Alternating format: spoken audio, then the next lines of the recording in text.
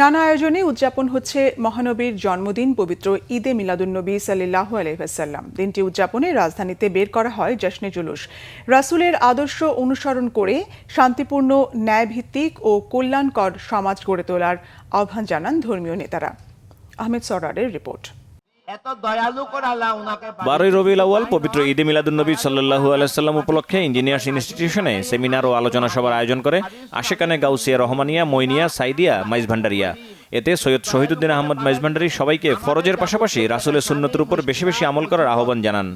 এত দয়ালু করে আল্লাহ ওনাকে পাঠিয়েছে, শুধু তাই নয়, দয়ালু করে আল্লাহ পাঠিয়ে ক্ষান্ত করেন। আজিজুন আলাইহি মানিতুম হারিসুন আলাইকুম বিল মুমিনিনা রাউফুর রহিম।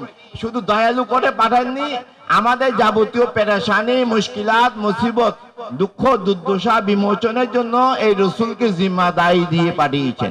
পরে একটি শোভাযাত্রা ইঞ্জিনিয়ার্স ইনস্টিটিউশন থেকে বের হয়ে মৎস্য ভবন, হাইকোর্ট, প্রেস ক্লাব হয়ে বিভিন্ন সড়ক প্রদক্ষিণ করে।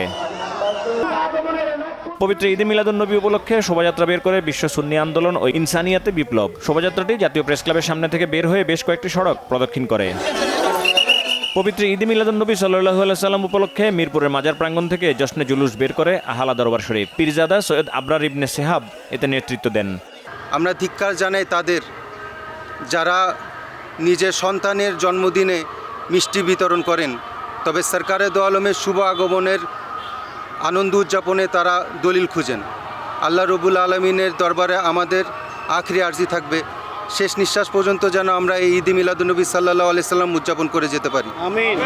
শোভাযাত্রাটি মিরপুর ও এর আশপাশের এলাকা প্রদক্ষিণ করে আবারও মাজার প্রাঙ্গণে গিয়ে শেষ হয়। পরে রক্তদান কর্মসূচির আয়োজন করা হয় আহলা দরবার শরীফের পক্ষ থেকে। আহমেদ সরওয়ার, বাংলা ভিশন, ঢাকা।